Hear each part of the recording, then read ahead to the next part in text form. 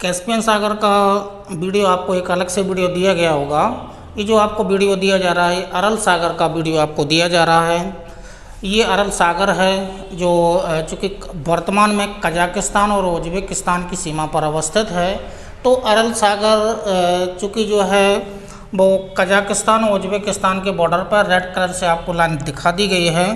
तो जो अरल शब्द है, अरल शब्द का मतलब होता है द्वीपों का समूह होता है, यानी कि ये द्वीपों का समूह है। ये द्वीपों का समूह, ठीक है, द्वीपों का समूह होता है। अरल का मीन्स द्वीपों का समूह होता है। तो ये जो अरल सागर है इसमें लगभग 1500 से अधिक द्वीपों का विस्तार था। 1500 से ज़्यादा द्वीपों का विस्तार था। ये 1500 से अधिक द्वीपों का इस अरल सागर में विस्तार था।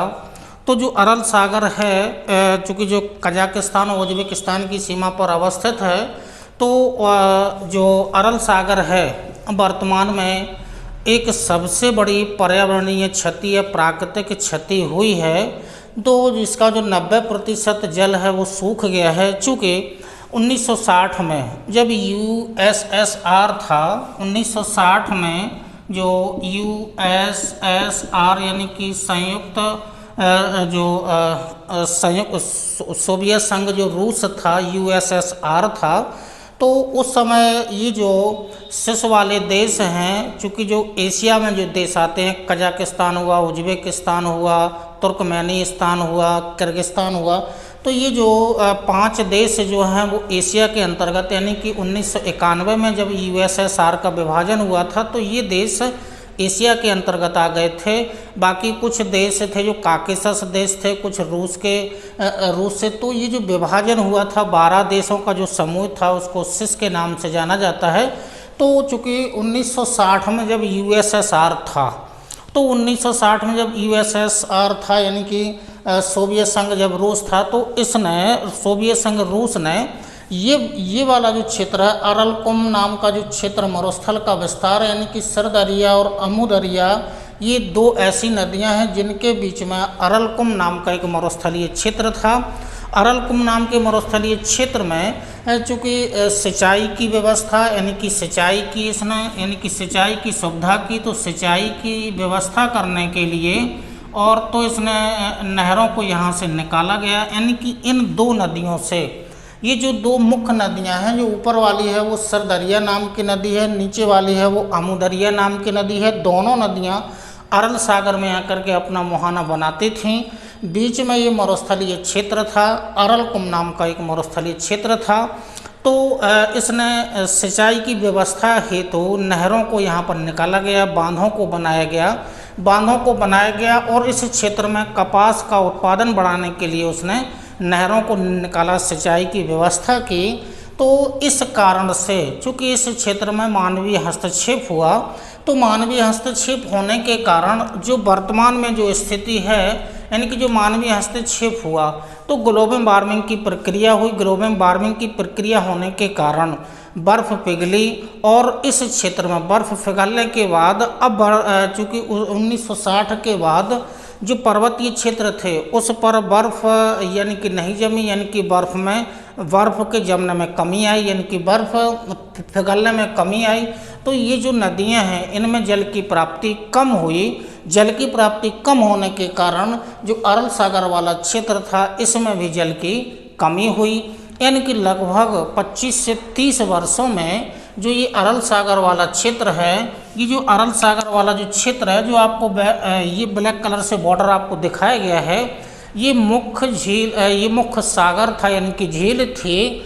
वर्तमान में ये जो ब्लू कलर के आपको दिखाए गए हैं ये यानी कि जो जलीय क्षेत्र अब अवशेष 10% ही बचा है। यानी कि 25 से 30 वर्षों में, यानी कि लगभग 1989 से लेकर के जो 2014 तक का डाटा है, 2014 तक के डाटा में नासा ने ये तय किया है, नासा ने डाटा दिया है कि यह जो झील है, जो अरल सागर है, ये जो बॉर्डर आपको दिखाया गया ये 90% जलीय भाग यानी कि सूख चुका है। ये जो आपको ये जो क्षेत्र दिखाए जा रहे हैं ये वर्तमान में अवस्थित हैं, ये झीलों के रूप में हैं, लेकिन ये जो 90% भाग है ये वाला क्षेत्र है ये सूख चुका है, जिसका मुख्य कारण बताया गया है ग्लोबल वार्मिंग, इसका मुख्य कारण बताया गया है। तो ये जो सिर दरिया और अमू दरिया पर जो मुख्य रूप से बांध बनाए गए, नहरें बनाई गई, जिस कारण से जल की प्राप्ति अरब सागर को नहीं हो पाई है।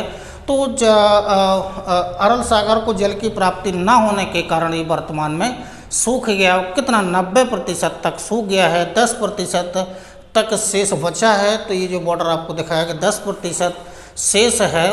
तो जो चूँकि वर्तमान में सबसे बड़ी ये वीडियो आपको एकमात्र ऐसा वीडियो दिया जा रहा है कि चूँकि जितने भी प्राकृतिक संपदाएं हैं या प्राकृतिक दृश्य हैं वो वर्तमान में हैं या थोड़ी बहुत क्षति हुई है, लेकिन ये एकमात्र ऐसा वीडियो होगा 90% प्राकृतिक यानी कि प्राकृतिक हानि हुई है, प्राकृतिक अवमूल्यन हुआ है।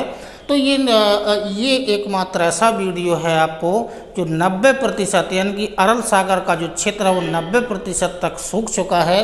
और जो सिरदरिया वाला क्षेत्र है, सिरदरिया वाले क्षेत्र में चूँकि इसको एक सिरदरिया वाले क्षेत्र में यानी कि जिस क्षेत्र से सिरदरिया नदी बहती है उस क्षेत्र में एक फरगाना नाम की घाटी है, ठीक है, उसको फरगाना नाम की घाटी है यानी कि वैली है। तो जो फरगाना नाम की वैली है उसका संबंध किससे है? सिरदरिया नाम की नदी से है। वर्तमान में किस क्षेत्र में है? यानी कि कजाकिस्तान वाले क्षेत्र में है। तो जो लाइन आपको दिखाई दे रही है इसके उत्तर वाला क्षेत्र कजाकिस्तान वाला क्षेत्र है और इसके जो दक्षिण वाला क्षेत्र है वो उज्बेकिस्तान वाला क्षेत्र है। यानी कि यह जो अरब सागर है वो दोनों देशों के बीच में अवस्थित है। तो ये सबसे बड़ी, पूरे विश्व में सबसे बड़ी प्राकृतिक पर्यावरणीय क्षति हुई है। तो अब चूँकि सोच लीजिएगा कि जो ग्लोबल वार्मिंग है उसने अपना संकेत चूँकि मानव के लिए दिखा दिया है कि यदि किसी क्षेत्र में प्राकृतिक संपदा में यदि हस्तक्षेप होगा तो निश्चित है कि ऐसे प्राकृतिक दृश्य केवल आने वाले समय में केवल हमें सुनने को ही मिल सकते हैं।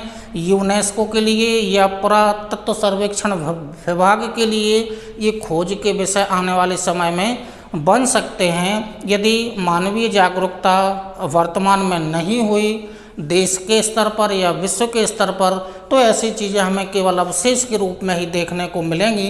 तो चूँकि जो ग्लोबल वार्मिंग है उसने अपना प्रभाव दिखा दिया है तो हमें और आपको सचेत हो जाना चाहिए कि जो ऐसे प्राकृतिक दृश्य हैं केवल अवशेष के रूप में ही रहेंगे। इतनी बड़ी झील है ये सूख गई है, ये शेष अवशेष बचे हैं, ये छोटे छोटे से जलीय क्षेत्र बचे हैं। आगे जाकर के कुआ जैसे रूप में दिखेंगे और जाकर के नलकूप जैसे रूप में दिखेंगे। और अंततः तो कहने का मतलब है कि ग्लोबल वार्मिंग का प्रभाव विश्व स्तर पर, चूँकि यह केवल अरब सागर वाला क्षेत्र ऐसा है जो सूख चुका है या सूखने की लगभग लास्ट वाली स्थिति है।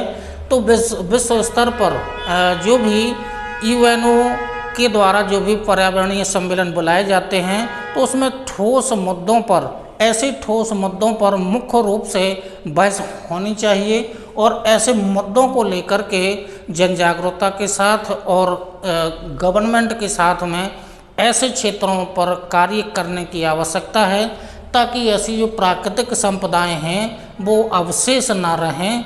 ठीक है, तो ये जो प्राकृतिक संपदा वाला क्षेत्र है अरब सागर है 1989 से लेकर के अब तक का जो डाटा है वो 90% तक सूख चुका है। तो ये अरब सागर वाला क्षेत्र है। तो नेक्स्ट वीडियो के साथ आपसे मिलते हैं। धन्यवाद। जय हिंद, जय भारत।